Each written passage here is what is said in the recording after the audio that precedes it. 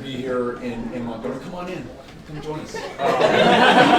And thank you all for welcoming us. And I really want to keep my remarks brief so that I can listen to as many of you as possible, answer your questions, hear what's on your mind, listen to your ideas, make sure they're part of the conversation, not just in this campaign, but in this country. This is, if there ever was one, a defining moment of truth for America.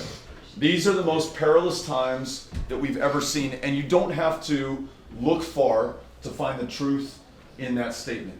In fact, I was just at the Legacy Museum right now, and was thinking about the history of white terror in this country, which that museum defines as the end of Reconstruction, 1877 through 1950, before we get to the Civil Rights Movement. But last night, I was in North Texas, in Grand Prairie, in between Fort Worth and Dallas, and I met these two extraordinary women, Amber and Ashley Carr.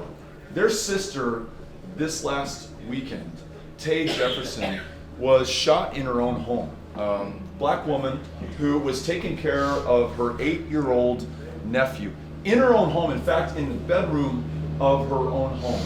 And a white police officer responding to a call sees her through her window and shoots her through the window in her own home, kills her dead. And one of the things Tay's sister said to me that has just been repeating in my mind all of last night, all of today, is that there's nowhere that they feel safe. And they said, remember, our sister was not out. She was not in a club, in a bar, on the street, in somebody else's home. She wasn't doing anything except the most important thing. She was there with her nephew, with her family, in her own home. You all probably know this, but in that same community, in North Texas, more than a year ago, Botham Jean, young black man, killed in his own home, in his apartment, by a police officer who walked in. And not only was he shot and killed, and not only did the police leak information later saying that Botham Jean had some small amount of weed in his apartment, as though that would justify the killing of an unarmed man in his own apartment in America in this day and age. But when the trial was finally conducted, the judge was going to allow the defense, Amber Geiger, to use the castle doctrine, the stand your ground doctrine. Standing your ground in someone else's apartment while you shoot them dead. So whether it is the fact that racism, systemic, foundational, endemic, is alive and well in this country, and really being brought out into the open, unlike any other time in my life, by the most racist president we've had probably since Andrew Johnson at the end of the Civil War. There may be some competition for that distinction. I saw a couple of people saying, "Oh, maybe it's some." We'll vote on that one. Yeah. Unfortunately, there are a lot of contenders for that. You think about gun violence, and I just mentioned two examples of gun violence in the lives of Tay Jefferson and Botham Jean. I think about those in my hometown of El Paso, Texas. 22 killed by a gunman armed with an AK-47.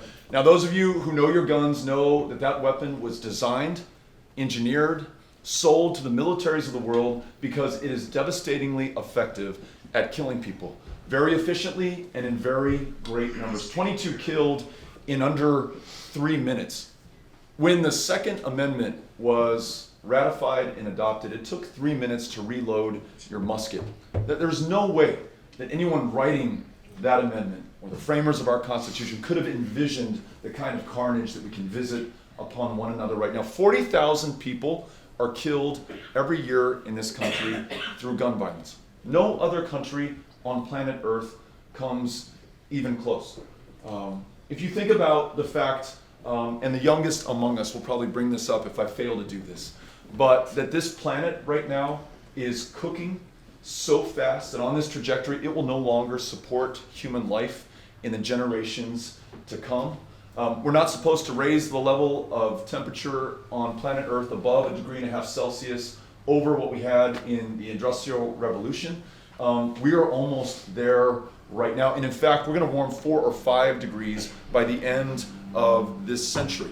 When you're in your 80s or when my kids are in their 90s.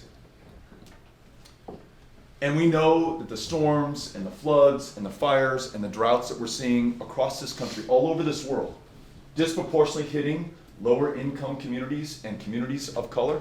The best predictor of your proximity to the front lines of climate change right now is the color of your skin. It is happening in real time, and we have but 10 years left as a civilization to get this right, to free ourselves from fossil fuels, embrace renewable energy, and then help lead the planet. Because if the United States of America did all that today, that would only be 16% of the problem.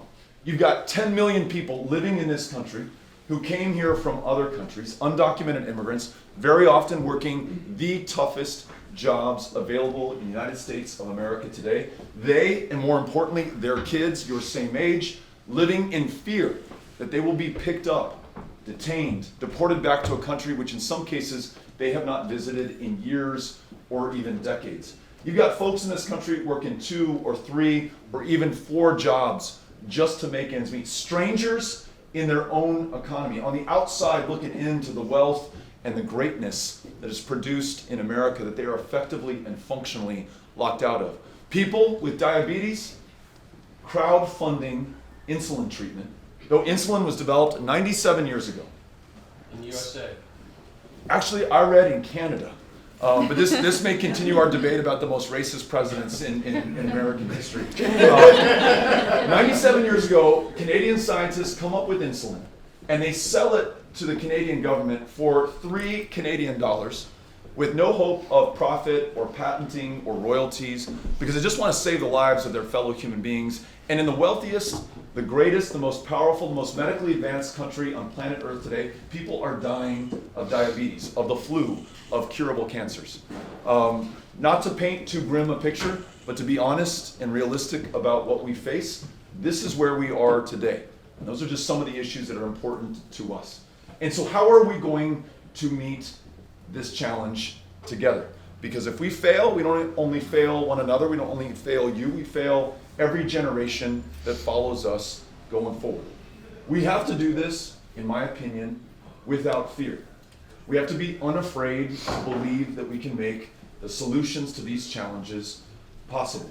And we have to reject the false, fabricated, fear of the president who wants us to his own political advantage to be afraid of one another, to be afraid of Muslims, who he has defined as dangerous or disqualified or dysfunctional, and seeks to ban all people of one religion, of one faith from the shores of this country.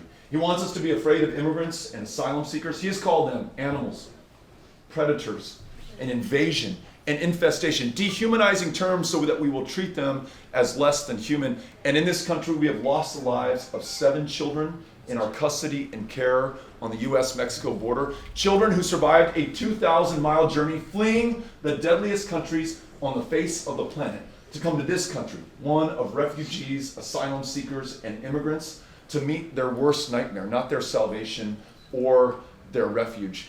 He wants us to be afraid of powerful women of color. In fact, 4 women of color duly elected to the United States Congress by their constituents, he's told them to go back to their country, though they're every bit as American as anyone else here in this room or in the United States today.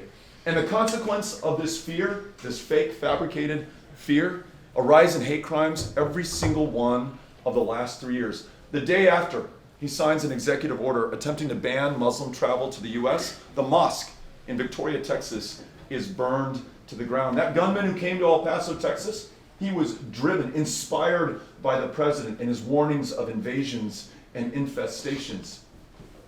Synagogue in Pittsburgh, Pennsylvania, gunman walks in with one of these weapons of war and begins to shoot the congregants because he's afraid that Jewish Americans are financing the caravans who are coming to this country. Who has said something about that? The President of the United States. To be clear, it doesn't just offend us, it changes us, and it puts the lives of our fellow Americans in danger. There's that fake fear, there's the real fear that people feel. If you're the son or daughter of one of those immigrants who might be picked up, you should be afraid that your parents may not be there at the end of the day. If you live in one of these communities that's on the front lines of climate change, I can understand you being afraid that this country's not going to do anything to change it. If you're black, In America, with what I just said about Botham Jean and Tay Jefferson, or 2.3 million behind bars, the largest prison population on the face of the planet, bar none, disproportionately comprised of people of color, or you see that disparate treatment not just in criminal justice, but in education, in the economy, in healthcare, where women of color are 4 times as likely to be the victims of a maternal mortality crisis in the United States of America today, I could understand how you might be tempted to be afraid. But then there's this third kind of fear, which is what we face as Democrats. And that is the fear to succumb to what is politically popular or plausible under the conventional wisdom, or what might poll well, instead of doing the right thing while we still have time to do the right thing. So on any one of these issues, I'll take guns. Not only having universal background checks, not only having red flag laws so that we can take that gun from someone who poses a danger to themselves or someone else, not only ending the sale of AR-15s and AK-47s, but having the guts, being fearless enough to buy every single one of the 16 million of them that are out there back, so they cannot be used against us in our homes, in our schools, in our synagogues, in our mosques, in our churches, in our places of public accommodation. Being fearless when we talk about race in America and saying that this country was founded not on the 4th of July, 1776, but the 20th of August, 1619, the first time a kidnapped man was brought from West Africa against his will to begin building the greatness, the wealth, the success of America, which neither he nor his descendants would be able to fully participate in today. And that when we talk about repairing the damage done, we've got to be talking about reparations, making sure that we bring every single American and their stories into a common understanding so that we have a common positive future for every single one of us and for our children. Unafraid when we talk about healthcare, not enough to be able to afford your prescriptions, that's a good start. But in a state like mine, and it may be true for Alabama, the largest provider of mental health care services is the county jail system right now. You have people with schizophrenia and bipolar disorder and clinical depression literally getting arrested on purpose by sheriff's deputies so they can go to the one place where they're guaranteed care, at least temporarily, for a little while. We got to be unafraid to have universal, guaranteed, high-quality health care. Yes. That means prescription care, primary care, mental health care, and every woman making her own decisions about her own body and having access to the care that makes that possible.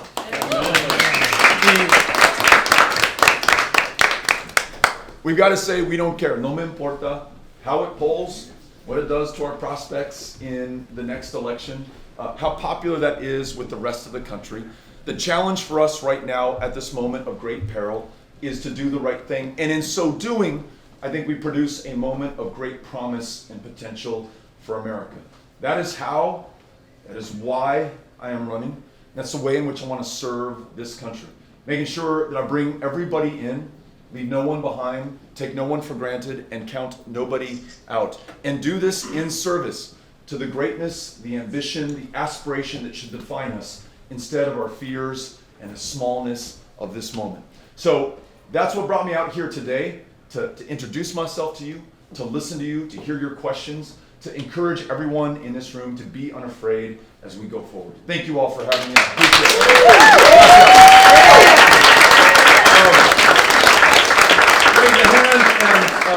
Raise a hand and I'll call on you. Yep. Mayor, there have been several high-profile instances where a company has punished or silenced someone in an organization for coming out in support of Hong Kong. And there has been a deafening silence from our government in response to the protests and the demonstrations going on there. How should we approach this, and how are you interested in keeping us off of, China has been really trying to pressure American companies into supporting them. How do we avoid that and really step back and take away that control? Great question. Questions about Hong Kong and what is America's role in this movement for democracy? And it stinks that this is an open question right now. That there's an open question about whether the future of the world is a democratic one or an authoritarian one. And it used to be that the United States of America could resoundingly answer that question in the positive for democracy.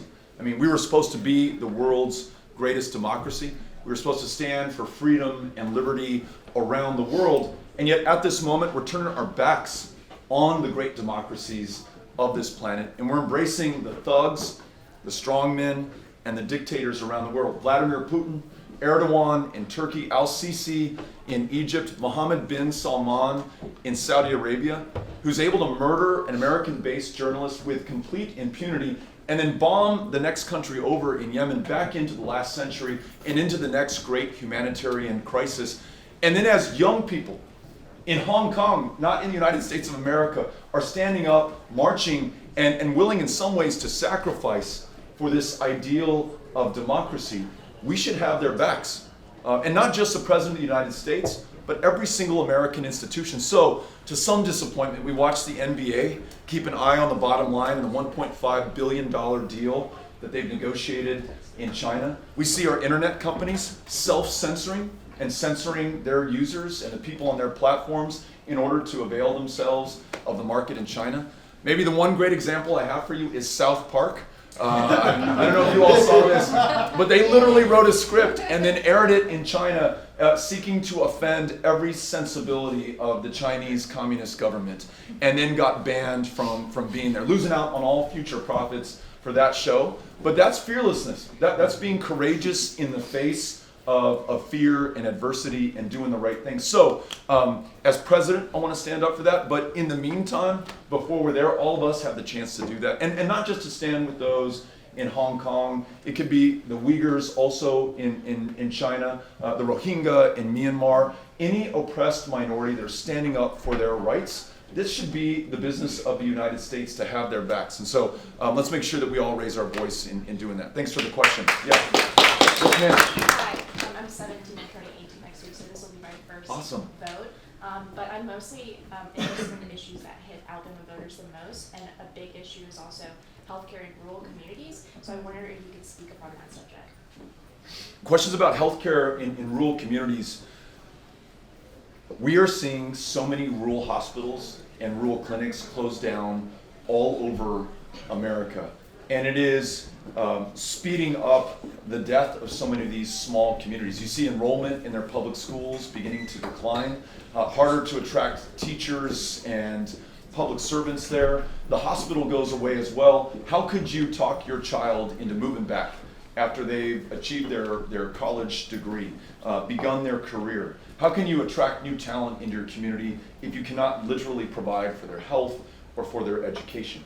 So making an investment in rural healthcare in America, making sure that our Medicare reimbursement rates are higher to attract doctors and other providers to be able to be there and deliver care for their constituents, making sure that whether it's Alabama or Texas or Georgia, when we're talking about healthcare, we're also talking about reproductive care, and not just, but this is important, safe legal access to an abortion, but safe legal access to a cervical cancer screening, which could save your life, safe legal access to any medical care at all in states like ours that refuse to expand Medicaid, where we are at the epicenter of this maternal mortality crisis that I just described, especially deadly in these rural communities where you have to drive hundreds of miles in some cases, many hours to get that care that could save your life. So making that investment, partnering, not only is the right thing to do morally, it will lead to the renewal of these small rural communities. And I think it will produce a return far and away greater than that initial cost or investment. So committed to doing that as well. Hey, Yes. Jason Barnes. First of all, thank you. I work at Alabama State, and I brought some of my students here. They're in the room. And I've just been thinking about them and preparing to ask my question. And my biggest thing is these students attend historically black college, University, Alabama State. Thank you for wearing that. Absolutely. We get this back on one.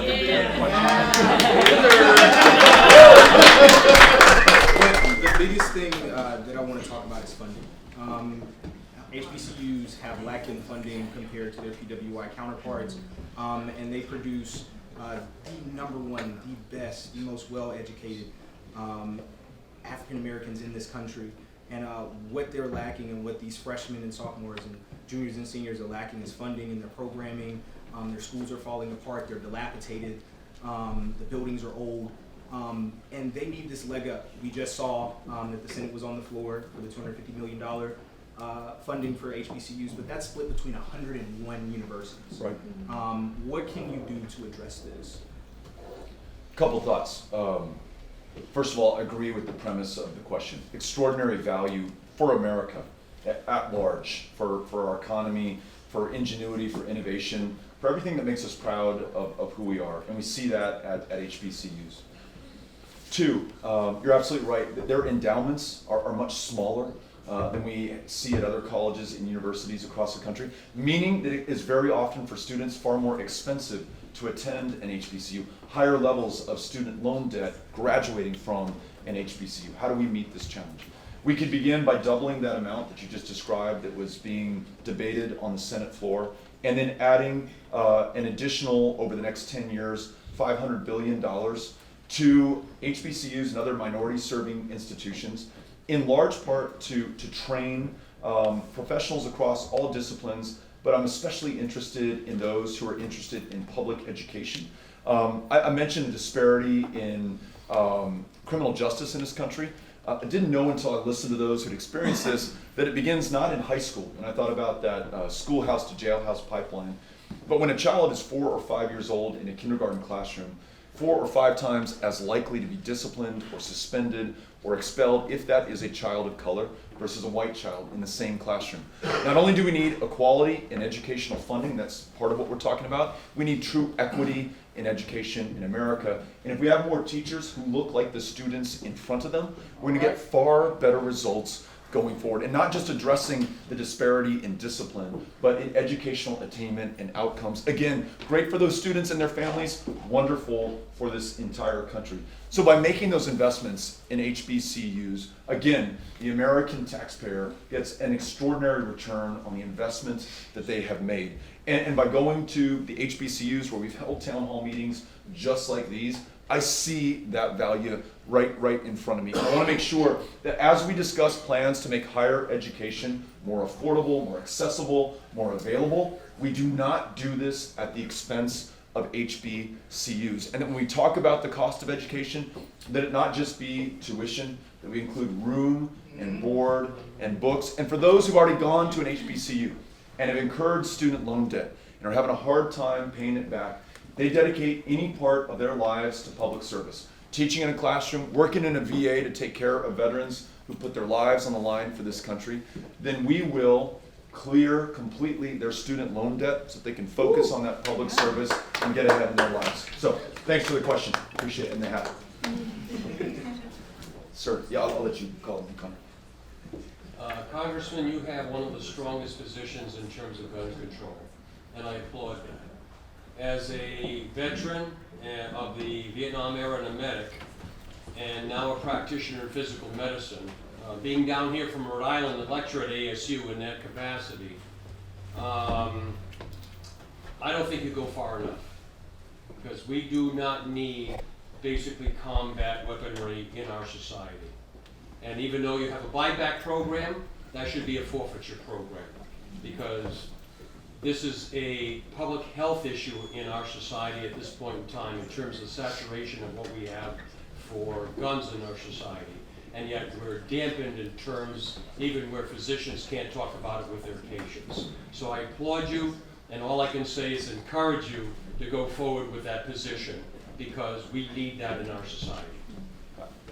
I got to tell you, the moment that we decide that we're going to be more afraid of the parents who've lost children, or parents who are afraid that they're going to lose their children, than we are of the NRA, or the politics, or the polling, or the outcomes in one given election or race, that's the moment that we're able to achieve true gun sense in this country and begin saving lives. And I love the terms in which you put it, and your basis as a veteran who understands what those weapons of war do to the human body is really powerful. And I just encourage you to continue to share that with people across the country. And I think they then can see the distinction between a handgun, a shotgun, hunting rifle, the things that you use to hunt or to defend yourself in your home, and then something that was uniquely designed for use on a battlefield. And I just want to make sure that all of our fellow Americans understand that as well. There's a difference between the sport of it and the damage of it. That's right. All right, we have time for 2 more, so we're going to go here, and then you're going to be our last one. I guess so. Nice to meet you. Nice to meet you. So you mentioned some issues with climate change and the healthcare system. So how would you address renewable resources, like solar, EVs, things of that nature, as well as kind of fight lobbying with big pharma, big fossil fuels? Yeah. I think in your question, you're helping to also explain why we haven't made progress on some of these issues. Everything that we know today, more or less, más o menos, on climate change, in 2019, we knew in 1979. We knew the planet was cooking. We knew that it was not God, it was not Mother Nature, it was all of us, our emissions, our excesses, our inaction in the face of the science. And we didn't move forward. Why is that? Because corporations in this country are able to purchase not just access to lawmakers, not just influence, but outcomes. Literally the legislation that passes and is signed into law. What's the answer to that? In this campaign, we don't accept contributions from political action committees or PACs or corporations or special interests or lobbyists. I also signed the fossil fuel pledge, which says that I won't take any money from the executives of these fossil fuel corporations, so that any question about a real or perceived conflict of interest is addressed, and we just focus on the solutions, which was the first part of your question. We've got to fully free ourselves from that dependence on fossil fuels and fully embrace solar and wind and geothermal and the next generation of these technologies, and then the very high-paying, high-value, high-skilled jobs that come with that. Some country is going to figure out the future when it comes to these technologies, and I would much rather it be the United States than it be China or somewhere else, and then all the benefit accrues to us. And same is true, you mentioned pharmaceutical corporations. The fact that we lost more than 70,000 people last year to drug overdose deaths, and the vast majority of them began with a legal prescription marketed by Purdue Pharma or Johnson & Johnson with complete impunity. We are locking people up for marijuana possession, which no matter how much you use of it, I'm not advocating it, but no matter how much you use, you will not be able to kill yourself with marijuana. And yet, there is no one from Purdue Pharma, despite the tens of thousands of people who have died because of the marketing and production and sales and misleading materials that they sent to providers, who spent a single second in jail. It's because they bought that access and that impunity. And so making sure that there are consequences, there's accountability, not only helps us to stop that crisis, but it also makes sure that we bring down the cost of prescription drugs that we need to live our lives. I mentioned insulin earlier, so that it's affordable for all Americans. So I think that's the barrier that's been in our way. That's a barrier we've removed in this campaign, and that's a barrier that we will not have to deal with if I'm president of the United States. Thanks for asking. Appreciate it. Very grateful. Yes. Hello, hi. Hey there. Hi. My name is Rachel Williams. I'm president of ASU Democrats at my campus, so it's lovely to see you wearing that hat. Thank you. I'm from Washington, D.C., and I've been here for about 4 years. And the biggest issue that I've seen people here encounter is not technically job opportunity, but job quality. The minimum wage here is $7.25, which is extremely low for people trying to take care of their kids, go into school, pay their bills, of course, as you know. And $7.25 is just not a suitable wage for the way these people work. So what is your I don't know, maybe the solution to not only giving the people jobs, but giving people careers? We mentioned access to higher education earlier. That certainly has to be part of the answer. When the cost puts that out of reach for millions of our fellow Americans, then their ability to find that career, a job that pays a true living wage, not $7.25 an hour, is diminished. So making it free for 2 years at an associate's degree, junior college, community college, to debt-free for tuition, room, board, and books for a 4-year degree, and then, as we mentioned earlier, forgiving debt for public service. That will do a lot to make sure that more people can earn at a higher level and really have that function and purpose in their lives, the dignity that might be missing for far too many. I think if at the same time we elevate the role and the power of unions in America, I think about the apprenticeships that they can create. And those apprenticeships, debt-free, allow you to command a skill that allows you to command a career going forward. I think that's really important. If you were to complement those two policies with a minimum wage that's a living wage, so $15 an hour as the floor, below which you could pay no American, right? You can only go above that. Paid family leave in the workplace, which is so important. Healthcare, which we mentioned earlier, and then there's this, and to state the obvious, as a white man in this country, I've not experienced this, but Latinas in America are making 53 cents on the dollar that a white man makes. Black women in America, 61 cents on the dollar that a white man makes in this country, and that is in 2019. So if we ended discrimination in the workplace, discrimination in all forms, those that I just described, the fact that in some of our states you can be fired for being gay, and though that's not okay, it is perfectly legal today, then we're going to give everyone an opportunity to advance and to do well. And we know that when they do well, this entire country does well. Last idea. We know that African American women are creating and growing small businesses at 14 times the rate of the national economy. We know that black women have been locked out of capital in this country through redlining and other discriminatory lending practices in America. So under our administration, these community development finance institutions, we're going to make sure they have the capital to deploy out into the community to make sure that women of color in particular, who are growing jobs not just for themselves, but for their employees who come from every walk of life and every part of the country, are successful going forward. I think we do all of that. We address that challenge that you just raised. And we also, I think, raise the quality of life in America and the prospects for this economy to truly work for everyone. Thank you for asking the question. Thank you all for having me out. Really appreciate it.